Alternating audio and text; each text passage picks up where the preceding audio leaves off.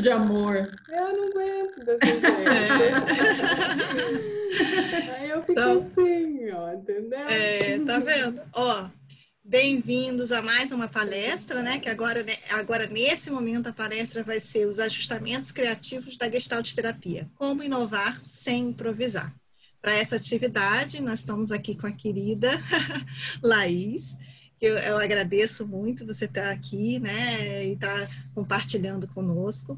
Então, eu gostaria que você se apresentasse e depois iniciasse a atividade. Muito obrigada. Tá ok, Helena.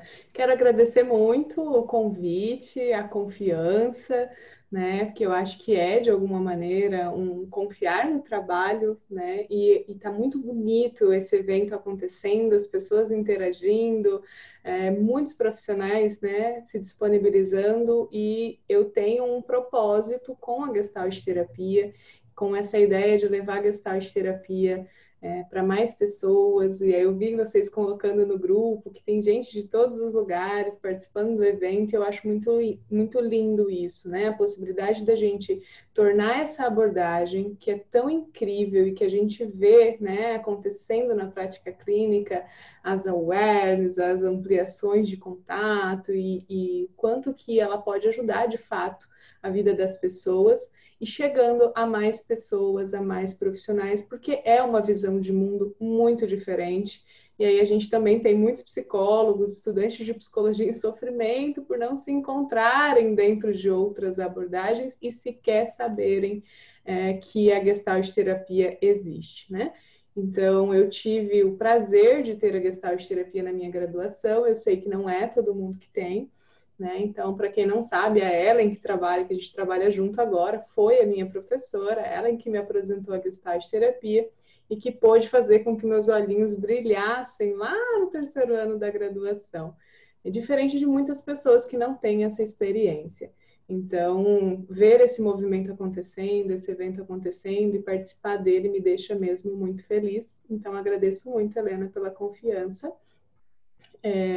Para quem não me conhece, meu nome é Laís Nadai, eu sou psicóloga, sou gestalt terapeuta, formada pelo Instituto Professora Ellen. Então, a Ellen, aqui de Maringá, foi minha professora no 3º ano, foi minha professora no 4º, no 5º, foi minha formadora, e hoje a gente trabalha junto. Tenho muito orgulho de estar fazendo parte, né, dos projetos junto com ela, e daí ela está aqui me assistindo hoje, bonitinha, como vocês podem ver aí, entendeu? Ah lá, dando um tchauzinho. Então, minha construção na Gestalt terapia permeou todos esses caminhos aí, desde a graduação desde eu comecei a ir atrás também de encontros, congressos, palestras, que fortalecem muito esse nosso olhar. Eu fiz o meu mestrado na visão existencial fenomenológica, trabalhando com idosos. E atualmente eu atendo na clínica crianças, adultos e idosos. Então, tem um lugarzinho também especial no meu coração, essa coisa da velhice, do desenvolvimento como um todo. E trabalho na universidade também, dando aulas de psicologia existencial humanista e processos psicológicos básicos. E aí a docência também tem um espaço muito importante para levar, né, a Gestalt terapia de alguma maneira a mais pessoas, com esse brilhinho no olho que me dá quando eu falo sobre isso. E aí pensar a Gestalt terapia nesse momento de pandemia, estava até conversando com a Ellen ontem, a gente batendo um papo, eu falei, caraca, o que aconteceu com a gente, né?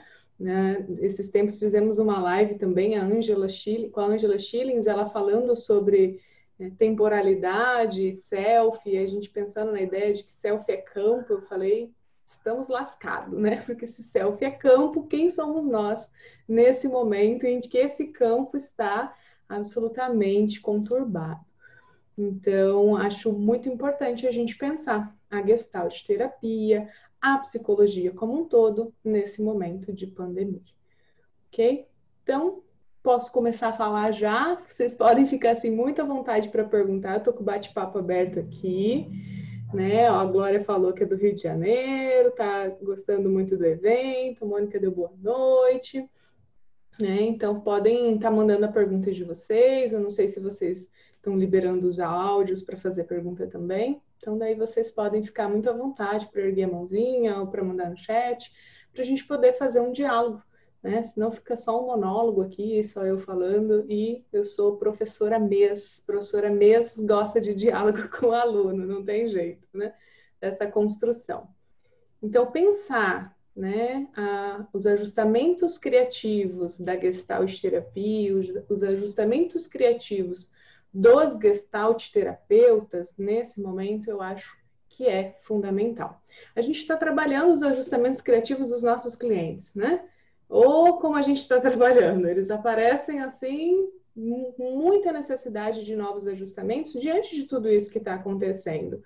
Mas eu acho que é tão importante pensarmos também nos nossos ajustamentos criativos enquanto profissionais, uma vez que a gente já está precisando de fazer esses inúmeros ajustamentos com o processo de atendimento online. Quem está atendendo presencialmente também tem uma série de ajustes que são necessários para a proteção.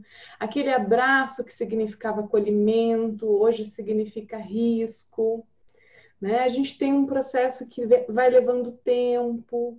Então, nesse tempo prolongado, a gente vai ficando, né, angustiado, nós não temos uma organização futura tão clara. Tudo isso vai gerando em nós uma série de sensações enquanto profissionais, enquanto pessoas. E enquanto profissionais, vamos cuidando das pessoas que estão tendo essas mesmas sensações que nós estamos tendo. E aí, como é que vai ficando esses ajustamentos dessa nova modalidade de atendimento, que antigamente já existia, mas eu acho que é muito raro alguém que atendia a quantidade de atendimentos online que nós estamos fazendo nesse momento, né? Eu atendi online já antes da pandemia, então não foi uma adaptação tão brusca, mas a quantidade é absolutamente diferente. Eu precisei fazer reajustes na minha casa para o home office. Eu precisei deslocar pessoas que estavam aqui. Ó, vamos, você vai para lá, eu vou para cá, cada um vai para um canto e põe um radinho. Então a gente precisou fazer todos esses movimentos, né, dentro desse processo de pandemia. E são coisas que a gente, na verdade, faz o tempo inteiro na vida, né? Porque a vida ela vai se modificando e vai solicitando de nós novos comportamentos. É que a pandemia ela fez isso de uma maneira caricata, ela fez um experimento com a gente, né? Se a gente pensar em Gestalt terapia, a Gestalt está acontecendo, né? A configuração está acontecendo. A pandemia é um grande experimento de amplificação. Às vezes a gente fala com o cliente, amplia esse movimento, faz maior, deixa caricato para a gente tentar entender o que aquilo significa, né? Que coisas eu posso aprender com aquilo. A pandemia é um experimento caricato de amplificação, que faz a gente ressignificar uma série de coisas que talvez a gente levasse muito mais tempo, né? E aí é o olhar que a gente pode ter em termos de como se transformar, de como se reconstruir, né, dentro de um campo que é absolutamente hostil.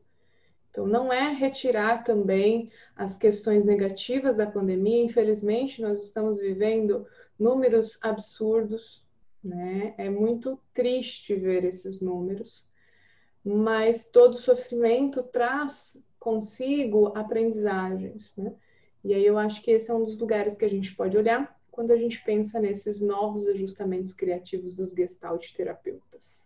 Eu já convido vocês, né, a pensar. Imagino que devemos ter estudantes, psicólogos, já Gestalt terapeutas aqui. Que tipo de ajustamentos criativos você tem feito na sua vida?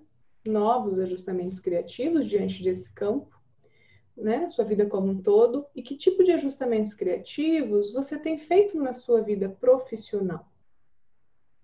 E mais, que tipos de ajustamentos criativos você tem resistido a fazer? Porque a gente também às vezes briga, né, com o contexto. O contexto vai pedindo, vai para lá, e a gente fala, não, mais um pouquinho. E aí ele fala, não, é necessário. Aí você fala, não, mais um pouquinho. E a gente resiste ao novo, né?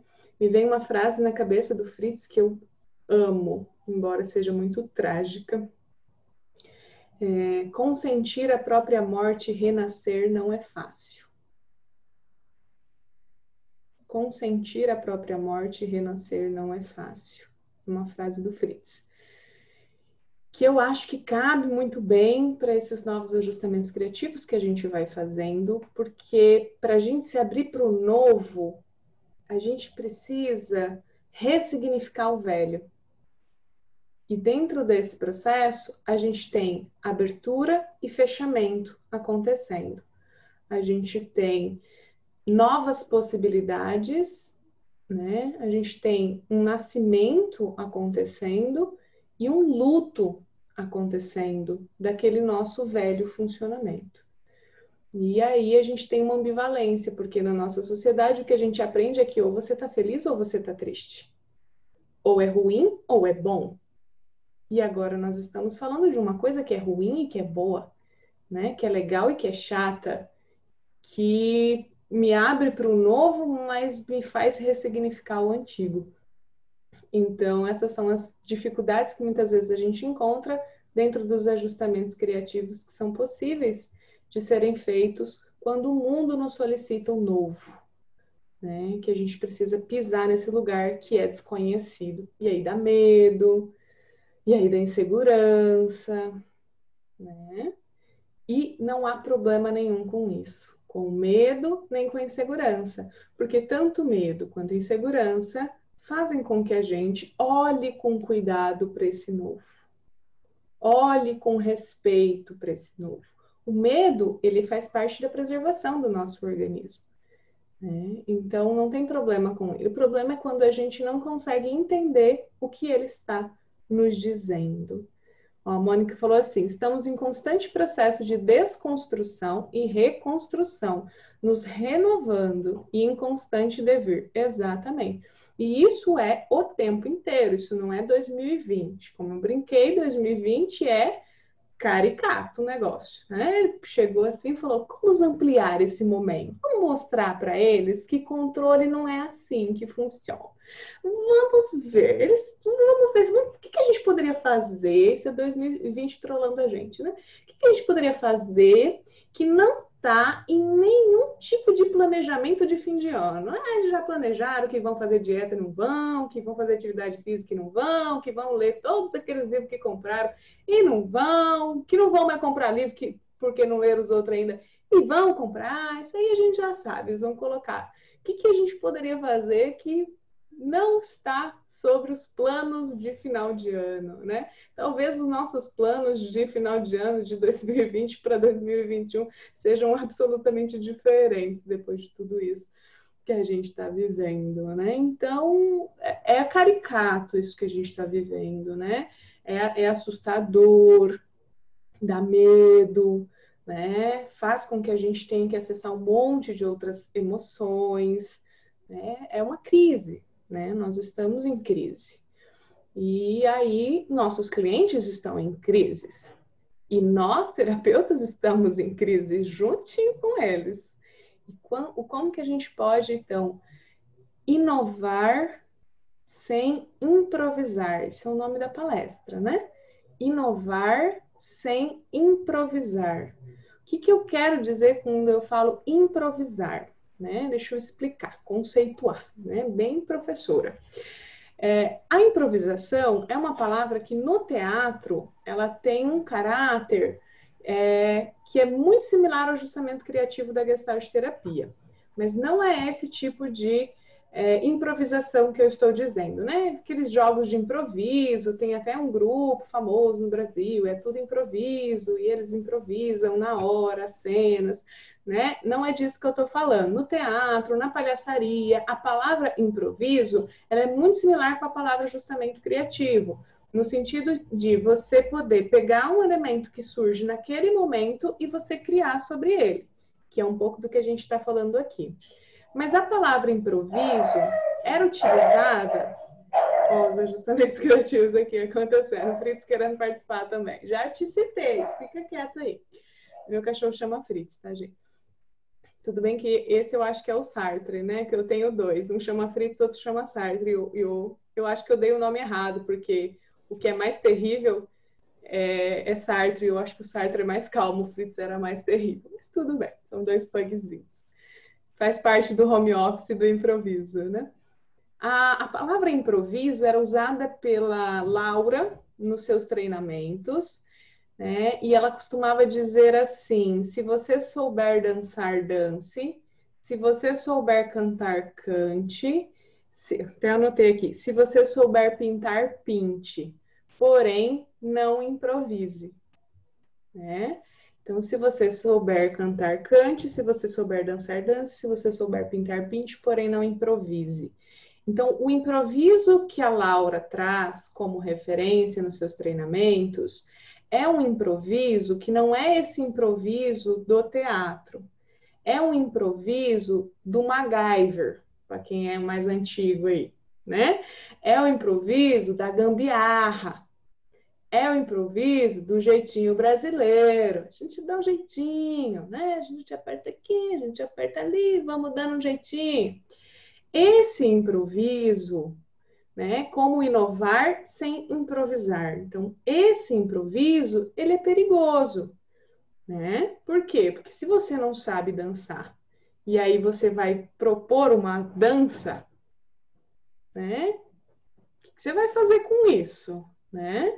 Se você não sabe arte terapia e aí você vai propor arte terapia, se você não sabe, sei lá, nada de canto, você vai fazer uma atividade de canto, né? Eu estou pensando na postura terapêutica, né? Porque daí eu trouxe uma fala referenciando o Jorge Ponciano, que eu acho sensacional que ele traz, que ele apresenta essa frase da Laura. Ele diz que a ética da Gestalt terapia é assim: você tem permissão para criar, porém não improvise, porque o limite é a ética, a não violência, né? Então ele pega essas frases de Gestalt terapeutas e transforma nessa organização que eu acho sensacional. E foi inspirado nessa ideia que o Jorge traz que eu pensei no tema dessa palestra, né? Ajustamentos criativos dos Gestalt terapeutas, como inovar sem improvisar. Ou seja, nós temos permissão para inovar. A Gestalt, ela estimula a criatividade. Nós temos na nossa matriz, no nosso útero, a arte, né? O drama, o teatro, a experimentação, os workshops, né? A Gestalt não é só isso, mas a Gestalt é também isso. Então, nós temos essa permissão. A grande questão é que não dá para a gente, como dizia a Laura, improvisar. E esse é o cuidado que a gente tem que ter. Ou seja, se eu for começar a atender online, e é isso que eu tenho para agora, ótimo. Você pode atender online. É uma atividade validada pelo CFP, né? Tem comprovações científicas, manda ver, vai lá e vai fazer seus atendimentos online. Mas você nunca atendeu online, você nunca estudou nada sobre atendimento online, você não sabe nada de como que funciona, não funciona, então, aí nós temos um risco desse tipo de atividade se tornar um improviso e não uma criação. Porque se a gente não tem conhecimento sobre algo, como a gente vai criar em cima de um terreno que não é consolidado, né? E por isso que as formações em Gestalt terapia são tão importantes. Porque ali, né, 2 anos e tanto que a gente vai construindo um terreno mais solidificado, né? Ali e nos outros cursos, e nos congressos, e nas palestras, e nesse movimento interminável que é o nosso processo de construção enquanto ser Gestalt terapeuta. E melhor, a gente pode se tornar o nosso jeito Gestalt terapeuta de ser. E essa é a parte mais legal da criatividade em termos terapêuticos.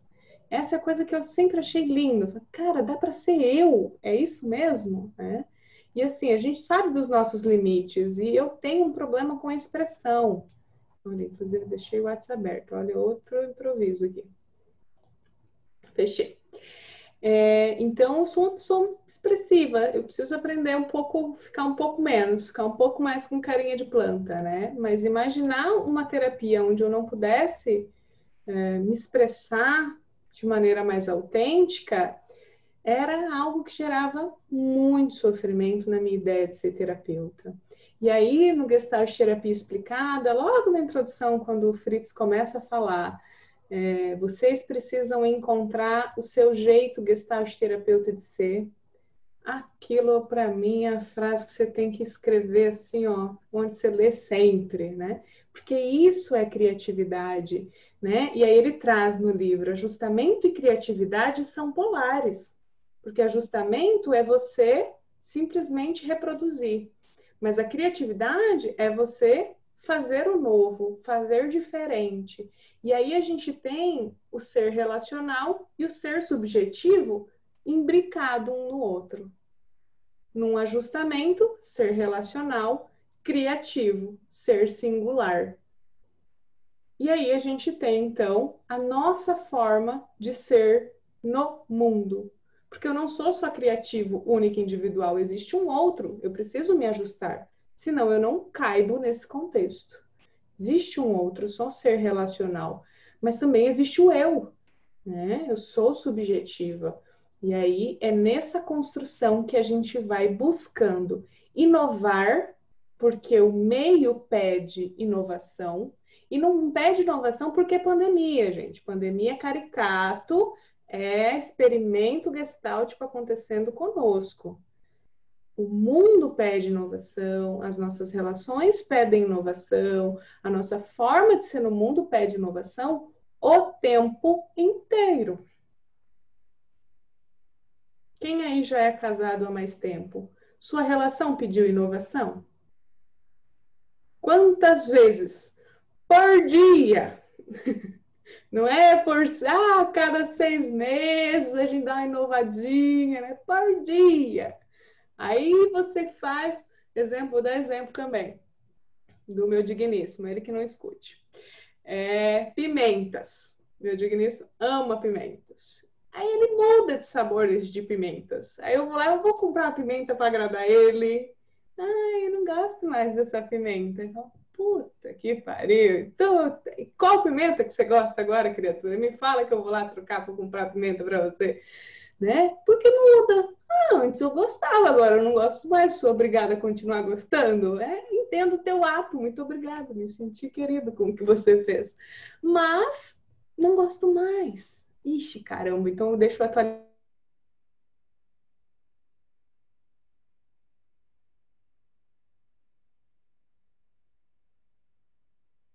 atualizar o tempo inteiro, inovar o tempo inteiro, porque tudo muda. Então, a pandemia é caricata. Ela fala assim, gente, sabe aquele negócio que a gente fala que tudo muda? Deixa eu mostrar para vocês aqui como é que funciona. Sabe aquele negócio que a gente não tem controle? Deixa eu mostrar para vocês como é. Sabe aqueles planejamentos que a gente faz e acha que está super seguro porque nada poderá acontecer para alterar? Deixa eu mostrar para vocês, deixa eu lembrar vocês de algumas coisas. E aí a gente vai entrando em contato com características da vida e que a gente já sabe que é assim, e que a Gestalt fala inúmeras vezes sobre isso, principalmente por seu movimento existencialista, por seu olhar existencialista, e a gente fica aí, né? Às vezes se iludindo de que a segurança existe, de que o eterno existe, de que as coisas serão sempre iguais. Inclusive, pela nossa herança do budismo, a gente pode trazer a ideia de que um dos maiores sofrimentos da nossa humanidade é querer deixar permanente aquilo que é impermanente. É querer fazer com que aquilo que é legal, que é bonitinho, que é interessante, que você sabe que é maravilhoso, fique o tempo inteiro ali. E vida não é permanência, vida é impermanência. Né? Aí a gente quer fazer o quê? A gente quer que passe logo aquilo que é ruim que seja permanente mesmo. Eu não quero nada de permanência do que é ruim. Mas do que é bom eu quero colocar aqui, ó, deixa eu colocar aqui no cristalzinho e vou deixar aqui, ó paradinho, a gente paralisa, a gente e não se movimenta com isso e não quer que aquilo se modifique. E aí entra em sofrimento por medo de perder aquilo que tem.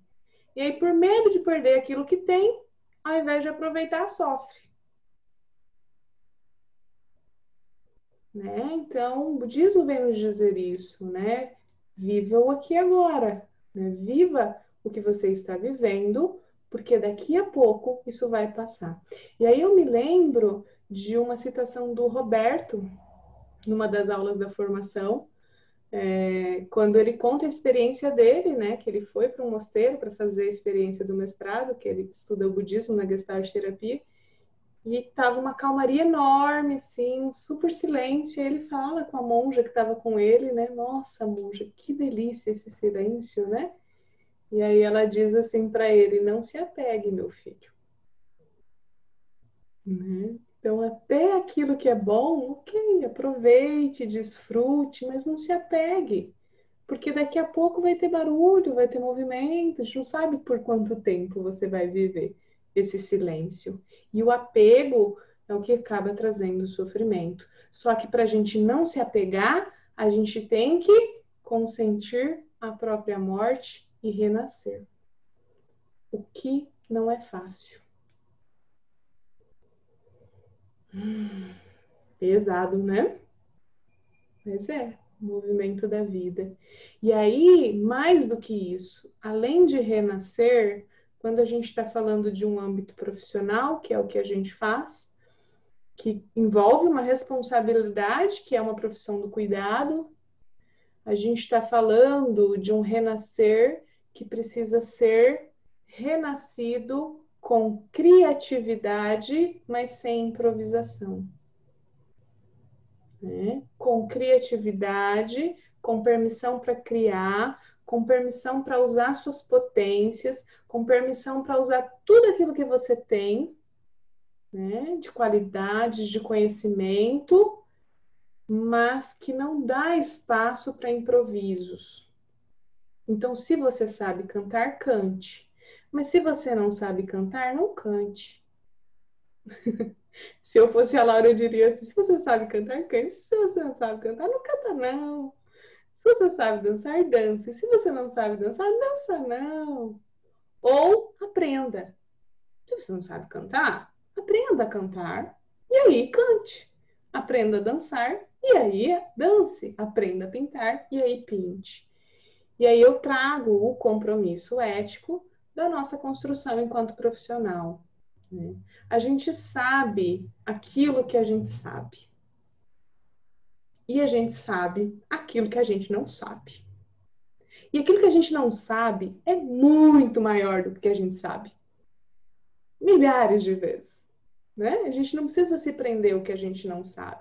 Minha nossa, só de pensar chega a dar uma arrepiada assim, ó. A quantidade de coisas que eu não sei. É muita coisa. Mas tem um monte de coisas que a gente sabe, né? E que a gente pode aprender ainda mais. E aí a gente entra no movimento criativo, que é o movimento de eu dar vazão ao meu jeito, Laís Nadai, Gestalt terapeuta de ser, e a Ellen dá o jeito dela, e a Alexandra dá o jeito dela, e a Gabriela dá o jeito dela, né? E aí a gente construindo sobre um terreno, né, firme, a nossa casinha de Gestalt terapeuta. E mudando, muda uma paredinha, pinta de outra cor, constrói um cômodo novo, mas a gente trabalhar, daí esse eu acho que é uma das reflexões que eu quero trazer muito, da gente trabalhar com aquilo que a gente já conhece, né? E que se a gente for trabalhar com algo que a gente não conhece, que a gente busque conhecer, que a gente busque saber, que a gente busque se aprofundar, para que a gente possa criar e não improvisar. Ok? Deixa eu ver aqui o que vocês estão falando, que eu me empolguei. Amei os nomes dos cachorrinhos, pois é, Sartre e Fritz. São terríveis os dois. Inclusive, hoje destruíram um tapetinho higiênico. Cheguei aqui e estava uma lindeza a sala. Tinha que mostrar a foto para vocês. Até que, enfim, alguém palestrando sobre esse ponto do atendimento online, nesse momento que nem todos podem sair atendendo da forma que der na telha. Exatamente. A gente tem um movimento novo acontecendo. A psicoterapia online já é uma prática consolidada, com pesquisas científicas e tudo mais, que ainda precisa ser muito mais estudada, que daí eu acho que entra nesse movimento, que temos poucas, principalmente no português, no inglês você acha mais coisas, mas as pessoas de outros países são pessoas diferentes, né? Culturas diferentes, então a gente precisa produzir sim, né? Inclusive tem alguns artigos até de gestalt terapeutas já, né? A Delma Pimentel é uma grande estudiosa, né, trabalha tem alguns artigos sobre essa temática. E aí, esse é um convite, né? Um convite a criar, é um convite a construir, é um convite a pesquisar, é um convite a estudar, para que a gente fundamente aquilo que a gente está fazendo, né? Fundamente aquilo que a gente está oferecendo. E aí, além disso, o Jorge Ponciano acrescenta, né? Porém, não improvise, o limite é a ética, a não violência, né? O limite é a ética, a não violência, porque também não adianta você saber cantar, você saber dançar, você saber pintar, mas não for trazer nenhum tipo de benefício terapêutico para o outro você fazer isso. Então você vai ficar dançando para quê? Para mostrar para o seu cliente que você sabe dançar? Olha como eu sei dançar, grandes coisas, né? Faça isso em outro contexto. Agora, se o teu cliente vai se beneficiar do teu conhecimento de cantar, de dançar, de pintar, sensacional. Aí a gente tem uma ética acontecendo.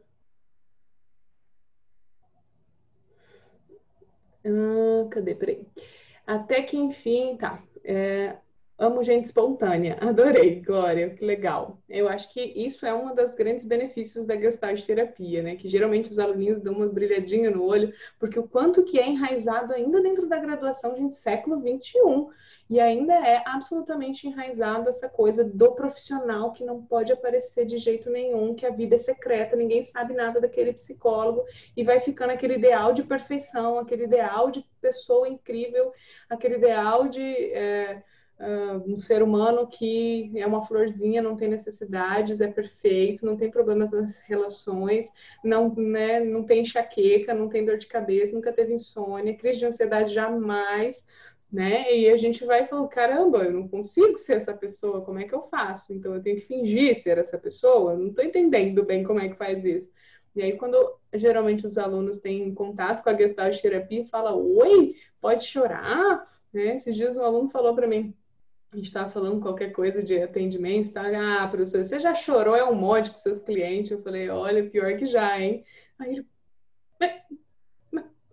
né? Porque eu esperava que eu falasse qualquer coisa, menos que eu tinha chorado com meus clientes. É pior que já, hein? Eu choro, eu rio. As emoções que aparecerem no setting terapêutico, que forem do campo, elas vão aparecer ali, né? Porque eu não sou uma plantinha que vegeta, eu sou um ser humano.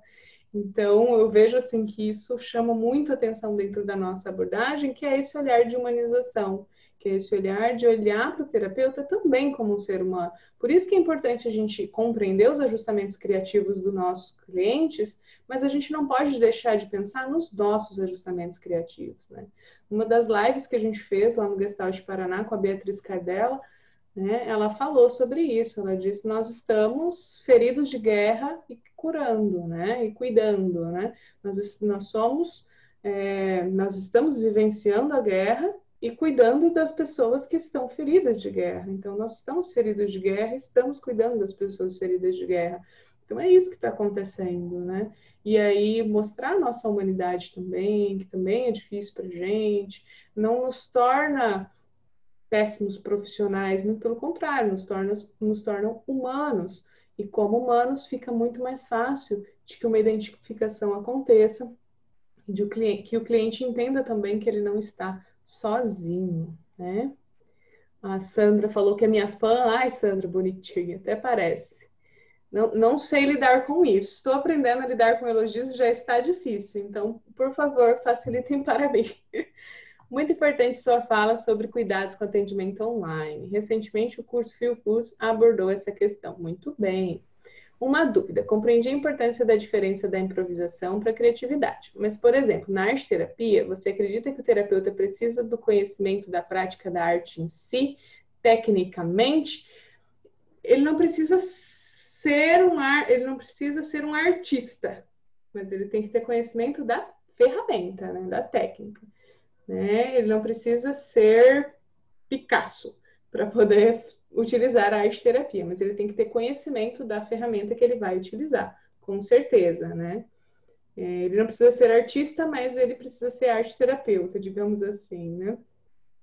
A nossa criação é uma extensão da nossa relação terapêutica. Perfeito, Rita. Né? Porque daí a gente tem a nossa subjetividade enquanto forma de ser profissional, minha forma de ser gestalt terapeuta, e a gente tem a subjetividade do cliente também, porque vão ter alguns clientes que vão exigir da gente um tipo de postura, e outros clientes que vão exigir outros tipos de criatividade, que é a terceira parte da fala do Jorge. Porém, não improvise, aí é o limite à ética, não violência. Ou seja, se faz sentido para aquele cliente, se vai ser terapêutico para aquele cliente, eu posso introduzir. Se não vai ser terapêutico, então não faz sentido eu acrescentar. Isso significa que a gente vai criando no setting terapêutico a partir do nosso conhecimento, a partir da nossa forma gestalt terapeuta de ser e a partir do que o cliente necessita naquele momento.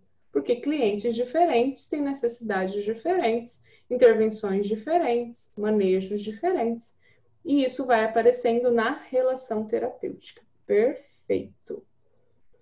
Como diz o mito do Quirón, somos curadores feridos. Somos, Gabriela.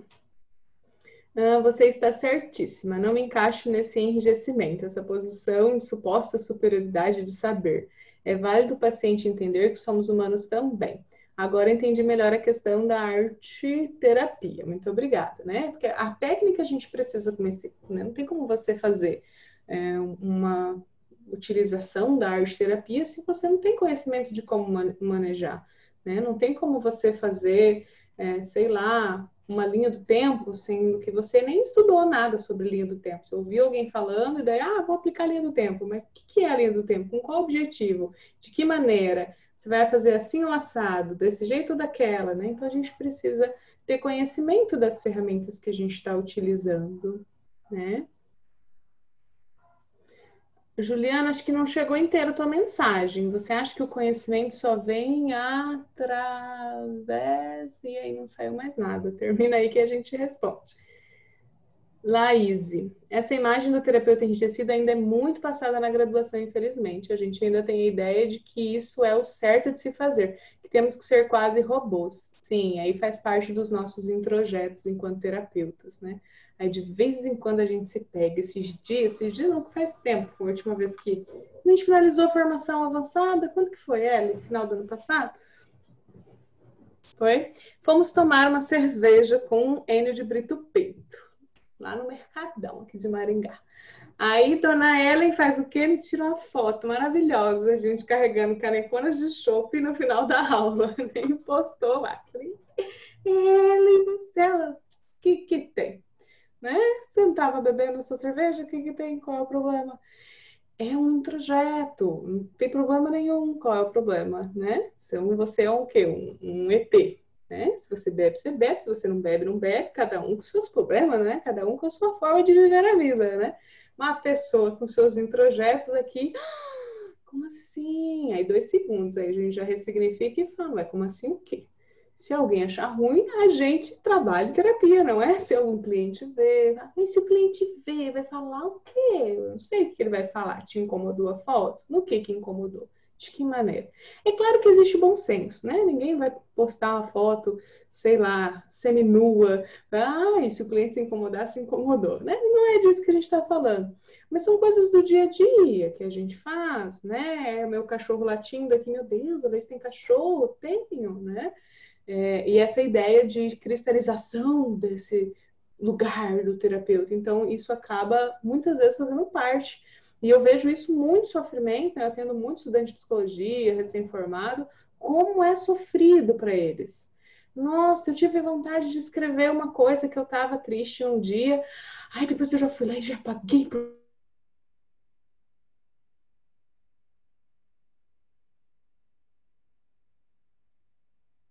uma tristeza. E aí eu falei, gente, mas aí vão pensar.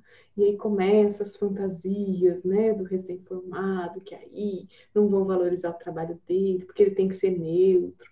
Nossa, encontrei meu cliente no mercado, não sabia o que fazer, fugi, fingi que não vi, tomara que ele não tenha visto. E eu, ó, parti, porque não sabia o que fazer, né?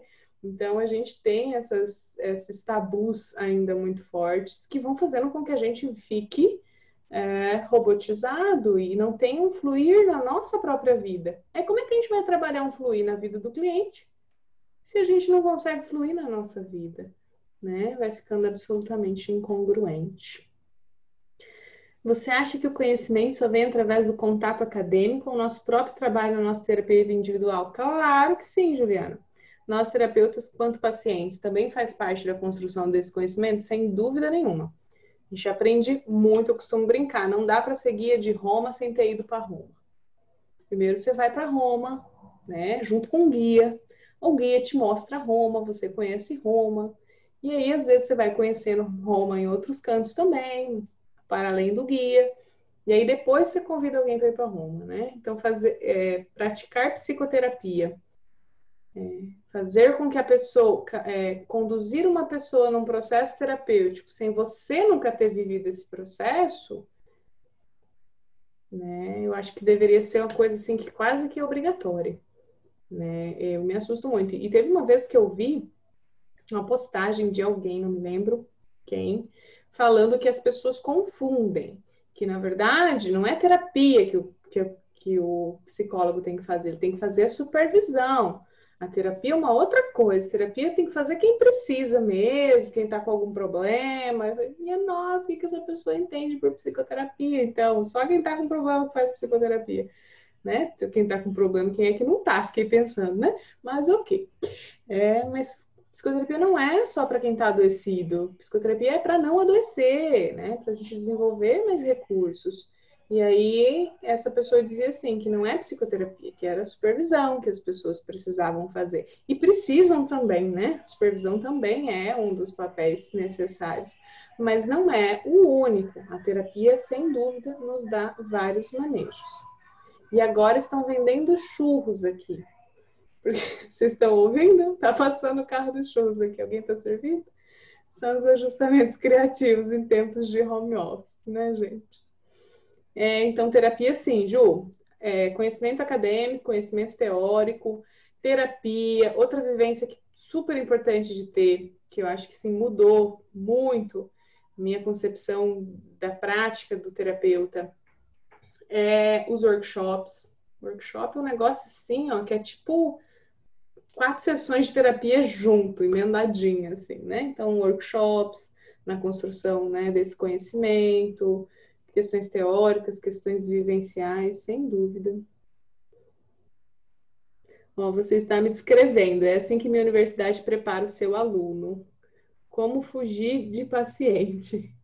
O Winnicott agradeceu aos seus clientes por ensiná-los. Minha Nossa Senhora, nossos clientes nos ensinam muito também. E nos solicitam inovações. É muito engraçado, né? Quem nunca levou questões de clientes para a sua terapia pessoal? Duvido. Atire a primeira pedra. Esses dias eu falei para mim, falei, ó, tá difícil te atender, hein? Ainda bem que eu já marquei terapia essa semana, porque, ó, né, trouxe umas questões existenciais, assim, não sei se eu tô pronta para lidar com isso, não, que você tá me trazendo, né? A gente até brincou. Porque mexe, né? A gente tá ali compartilhando uma coisa sagrada, né? Eu acho que o processo terapêutico é sagrado. Compartilho dessa ideia da Jean Clark. O pessoal falando também, carro do pão passa, do ovo, na hora que a gente não pode, né? Na hora do atendimento, exatamente. Daí a gente faz o quê? A gente dá risada, né? Mostra a figura, não finge que não existe. Gente, acho que era um pouco disso que eu queria falar para vocês, a importância da gente construir nosso conhecimento, tanto na psicoterapia, quanto nas supervisões, quanto na busca de conhecimento cognitivo. Laís, mas eu não acho nada escrito sobre isso. Uou! Então é um convite para você começar a construir. Mas construir do quê? Do nada? Não, construa cientificamente. né? Escreva sobre isso, entre no mestrado, faça pesquisas científicas. A gente tem revistas científicas voltadas para o existencialismo e humanismo. Então, eu acho que assim, a gente tem muita possibilidade de criar de uma maneira sólida, né? De criar sem improvisar, de criar de maneira ética, de criar dentro da sua subjetividade, de criar em cima da sua potência, né? Então, eu acho que esse é o convite que a pandemia vai nos fazendo, caricatamente, mas que a vida nos faz todos os dias. Crie de maneira consistente e crie de maneira ética, né? E crie a sua maneira.